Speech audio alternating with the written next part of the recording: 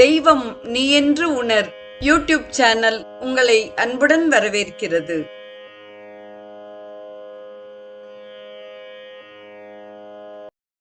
வாழிய செந்தமிழ். அன்பு நிறை உள்ளங்களுக்கு அன்பார்ந்த வணக்கங்கள். வாழ்ந்து காட்டிய வள்ளல்கள் வரிசையில் சுவாமி சிவானந்தரின் வாழ்க்கை வரலாற்றை தொடர்ந்து அவர் எழுதிய ஹிந்து விரதங்களும் விழாக்களும் என்ற நூல் குறித்து நாம் சிந்தித்துக் கொண்டிருக்கிறோம். இன்றைய நிகழ்வில் நாம் முதலில் சிந்திக்க இருக்கும் பண்டிகை தீபாவளி பண்டிகையாகும். தீபாவளி அல்லது தீபாவளி என்பது விளக்கு வரிசையை குறிக்கிறது. இந்த திருநாள் எவ்விதம் தொடங்கியது என்பது பற்றி பல்வேறு கதைகள் கூறப்படுகின்றன. பகவான் விஷ்ணுவுடன் லட்சுமி தேவியின் திருமணத்தை கொண்டாடுவதே இந்த விழா என்கின்றனர். வங்காளத்தில் இவ்விழா காளி மாதாவை வழிபடுவதற்காக அர்ப்பணிக்கப்படுகிறது. ராவணனை வென்று ஸ்ரீராமன் அயோத்திக்கு திரும்பிய நன்னாளாகவும் இந்த புனித தினம் கொண்டாடப்படுகிறது. இந்த நாளில் தான் நரகாசுரனை ஸ்ரீ கிருஷ்ணர் வதம் செய்தார். தென்னிந்தியாவில் தீபாவளி நாளன்று அதிகாலையில் எண்ணெய் ஸ்நானம் செய்து புத்தாடை அணிகின்றனர். இனிப்புகளை அவர்கள் உண்கின்றனர். இந்த தினத்தில் அழிக்கப்பட்ட நரகாசுரனின் கொடும்பாவியை குறிக்கும் விதத்தில் பட்டாசுகளை அவர்கள் வெடிக்கின்றனர். கங்கா ஸ்நானம் ஆயிற்றா என்று அவர்கள் ஒருவருக்கொருவர் குசலம் விசாரிக்கின்றனர். கங்கா ஸ்நானம் தூய்மையாக்குவது போல அன்றைய தினம் அவர்கள் செய்த எண்ணெய் ஸ்நானம் புனிதமானது என்பதையே அது குறிக்கிறது. எங்கும் விழா, நட்பு மற்றும் சுதந்திர கோலம் தென்படுகிறது. இந்த விழா ஒற்றுமையை ஏற்படுத்துகிறது. மக்கள் மனத்தில் அது தயாள குணத்தை உருவாக்குகிறது. ஒவ்வொருவரும் குடும்பத்தாருக்கு புத்தாடைகளை வழங்குகின்றனர். முதலாளிகளும் தங்கள் தொழிலாளிகளுக்கு புத்தாடைகளை வழங்குகின்றனர். அதிகாலை பிரம்ம முகூர்த்தமான 4 மணிக்கு எழுந்திருப்பது ஆரோக்கியம், வேலை திறமை, ஆன்மீக முன்னேற்றம், ஒழுக்க கட்டுப்பாடு ஆகியவற்றை வளர்ப்பதில் மிகவும் உதவிகரமாக அமைகிறது. தீபாவளி தினத்தன்று அனைவரும் அதிகாலையில் எழுந்திருக்கின்றனர். தங்கள் சந்ததியார் இந்த விழாவின் நன்மைகளை உணர்ந்து தங்கள் வாழ்வில் அவற்றை கடைபிடிப்பர் என்ற நம்பிக்கையில்தான் இதை நம் முன்னோரான துறவியர் பெருமக்கள் ஏற்படுத்தி இருக்கின்றனர். தங்கள் விரோதத்தையெல்லாம் மறந்து எந்தவித வேறுபாடும் பாராட்டாமல் கிராம மக்கள் ஒருவரோடு ஒருவர் அன்பாக பழகுகின்றனர். அன்புடன் ஒருவரை ஒருவர் கட்டித் தழுவுகின்றனர். தீபாவளி ஒரு பெரும் ஒற்றுமைப்படுத்தும் சக்தியாகும். இறைவனின் குழந்தைகளே, ஒன்றுபடுங்கள், அனைவரையும் நேசியுங்கள் என்று முனிவர்கள் கூறுவதை அந்தர்முக ஆன்மீக செவி உள்ளவர்கள் தெளிவாக கேட்பர். ஒருவருக்கொருவர் பரிமாறிக்கொள்ளும் அன்பு வாழ்த்துகளின் அலைகள் ஆகாயத்தை நிரப்பி உலகில் ஒவ்வொரு ஆண் பெண்ணின் இதயத்திலும் நல்லதொரு மாற்றத்தை ஏற்படுத்துகின்றன. எந்த ஓர் இதயம் இறுகி போயிருக்கிறதோ அதை இளக்கி அழிவை தரும் விரோத பாதையிலிருந்து நம்மை விலக்கி நிறுத்துவதுதான் தீபாவளி போன்ற பண்டிகைகளை நமது வீடுகளில் நாம் கொண்டாடுவதன் நோக்கமாகும். இந்த நன்னாளில் வட இந்தியாவில் ஹிந்து வியாபாரிகள் புதுக்கணக்கு புத்தகங்கள் எழுதி வரும் ஆண்டில் சுபிக்ஷத்திற்கும் வெற்றிக்கும் வேண்டிய பிரார்த்தனையை செய்கின்றனர். பகலில் வீட்டினை கழுவி சுத்தப்படுத்தி இரவில் மண்விளக்குகளால் ஒளிமயமாக்குகின்றனர். பம்பாயிலும் அமிர்தசரஸிலும் கண்ணை கவரும் ஒளி அலங்காரத்தை காணலாம்.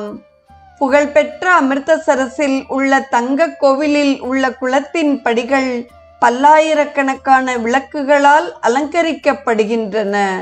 வைஷ்ணவர்கள் கோவர்தன பூஜையை கொண்டாடி பெருமளவில் அன்னதானம் செய்கின்றனர். ஓ ராம், ஒளிக்கு ஒளியான சுயம் ஜோதியான ஆத்மனின் உள்ஜோதி உங்கள் இதய அறையில் எப்பொழுதும் பிரகாசித்துக் கொண்டிருக்கிறது. அமைதியாக உட்காருங்கள், உங்களது கண்களை மூடுங்கள், புலன்களை உள்முகமாக்குங்கள். இந்த பேரொளியில் மனத்தை நிறுத்தி ஆன்ம பிரகாசத்தை பெற்று உண்மையான தீபாவளியை கொண்டாடுங்கள். எவர் அனைத்தையும் பார்க்கிறாரோ, ஆனால் எவரை யாரும் பார்ப்பதில்லையோ, சூரியன், சந்திரன், நட்சத்திரங்கள் மற்றும் புத்தியை யார் ஒளிர்விக்கிறாரோ, ஆனால் எவரை அவை ஒளிர்விக்காதோ அவரே பிரம்மன், அந்தராத்மன். பிரம்மனில் வாழ்ந்து உண்மையான தீபாவளியை கொண்டாடி ஆத்மனில் பரமானந்தத்தை அனுபவியுங்கள். அங்கே சூரியனோ, சந்திரனோ, நட்சத்திரங்களோ, மின்னல்களோ, ஏன் நெருப்புக்கூட ஒளிர்வதில்லை. ஆத்மனின் உள் ஒளியில் ஒரு கிரணத்திற்கு கூட உலகின் அனைத்து ஒளிகளும் ஈடாகாது. இந்த பேரொளியில் ஒன்றித்து மேலான தீபாவளியை அனுபவியுங்கள். பல தீபாவளிகள் வந்து போய்விட்டன. ஆனால் பலரது மனங்கள் அமாவாசை இரவை போல இருள் சூழ்ந்திருக்கின்றன. வீட்டில் விளக்குகள் ஏற்றப்பட்டு பிரகாசமாய் இருக்கிறது. ஆனால் இதயம் அறியாமையாம் இருளில் மூழ்கியிருக்கிறது. மனிதர்களே, அறியாமையாம் தூக்கத்தை தவிர்த்து எழுந்திருங்கள். உதயமும் அஸ்தமனமும் இல்லாத ஆன்ம பிரகாசத்தை தியானம் மற்றும் ஆழ்ந்த விசாரத்தினால் உணருங்கள். நீங்கள் அனைவரும் முழு உள் ஒளியை பெறுவீர்களாக. உங்கள் அறிவை பரஞ்சோதி ஒளிமயமாக்கட்டும். குறையாத ஆன்மீக செல்வத்தை நீங்கள் பெறுவீர்களாக. பொருள் மற்றும் அருள் உலகில் நீங்கள் அனைத்தையும் பெற்று வளமடைவீர்களாக என்று குருதேவர் தீபாவளி குறித்த செய்திகளை நமக்கு அழகாக கூறியிருக்கிறார். தொடர்வது கார்த்திகை தீபத்தின் சிறப்புகளாகும். கார்த்திகை மாதத்தில் பௌர்ணமி தினத்தன்று கார்த்திகை நட்சத்திரம் உச்சத்தில் இருக்கையில் இந்துக்கள் கார்த்திகை தீபம் கொண்டாடுகிறார்கள். இந்த தினத்தில்தான் தென்னிந்தியாவில் அருணாச்சல மலை மீது புனித கார்த்திகை பெரும் தீபம் ஏற்றப்படுகிறது. ஒரு சமயம் சிவபெருமான் தென்னிந்தியாவில் உள்ள திருவண்ணாமலையில் மலையாய் வடிவெடுத்து நின்றார். தங்களுக்குள் யார் பெரியவர் என்று சண்டையிட்டு கொண்டிருந்த பிரம்மா விஷ்ணுவின் கர்வத்தை அவர் அடக்கியதும் இங்கேதான். ஒரு நாள் சிவபெருமான் தியானத்தில் இருந்த பொழுது பார்வதி அவரை விட்டுவிட்டு அருணாச்சல மலைக்கு சென்று விட்டாள். அங்கே அவள் தவம் இருந்தாள். கௌதம முனிவரின் விருந்தாளியாக அவள் அங்கே இருந்தாள். அங்கே அவள் தவம் செய்த பொழுதுதான் துர்க்கையினால் மகிஷாசுரன் கொல்லப்பட்டான். சிவனை அருணாச்சலேஸ்வரராக பார்வதி கண்டாள். சிவபெருமான் பார்வதியை தம்முடன் சேர்த்து கொண்டு அர்த்தாங்கினியாக ஆக்கிக் கொண்டார். சிவனின் உடலில் பாதியில் பார்வதி இடம் பெற்றாள். அருணாச்சலம் தேஜோலிங்கம். அருணாச்சலம் அல்லது திருவண்ணாமலை ஐம்பூதங்களில் ஒன்றான அக்னிக்கு எடுத்துக்காட்டாக விளங்குகிறது.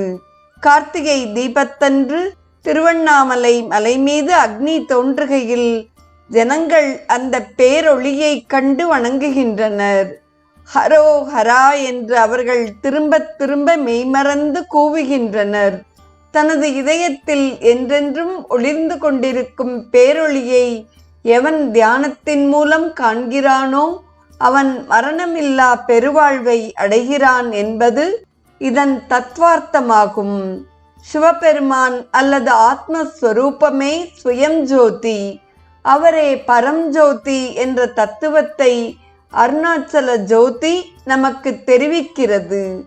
கார்த்திகை தீபத்தன்று மாலை வேளையில் தென்னிந்தியாவில் ஜனங்கள் கோவிலுக்கு முன்னால் சொக்கப்பனை கொளுத்துகிறார்கள்.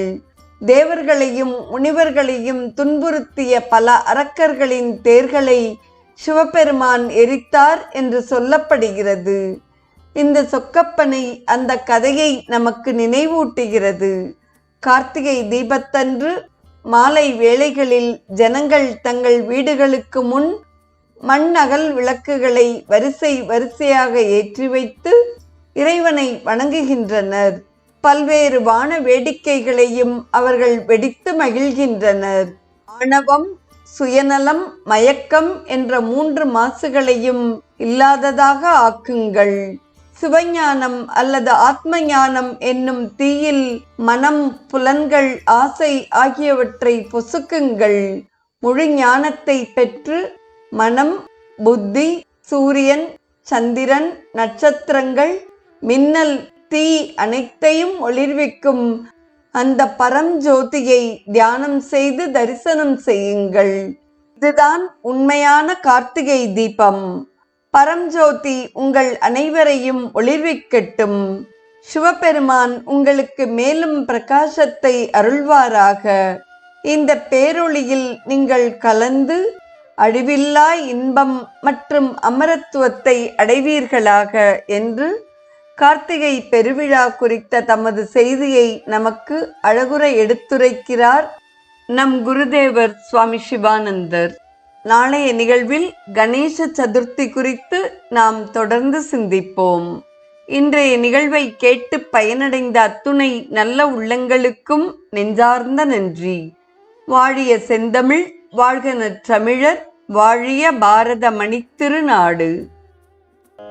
தெய்வம் நீ என்று உணர் யூடியூப் சேனலை கேட்டு மகிழ்ந்த நீங்கள் உங்கள் நட்பு வட்டத்திற்கும் பகிர்ந்து தொடர்ந்து உங்களது நல்ல ஆதரவினை சப்ஸ்கிரைப் செய்து வழங்குமாறு அன்புடன் வேண்டுவது உங்கள் அன்பின் விசாலம்.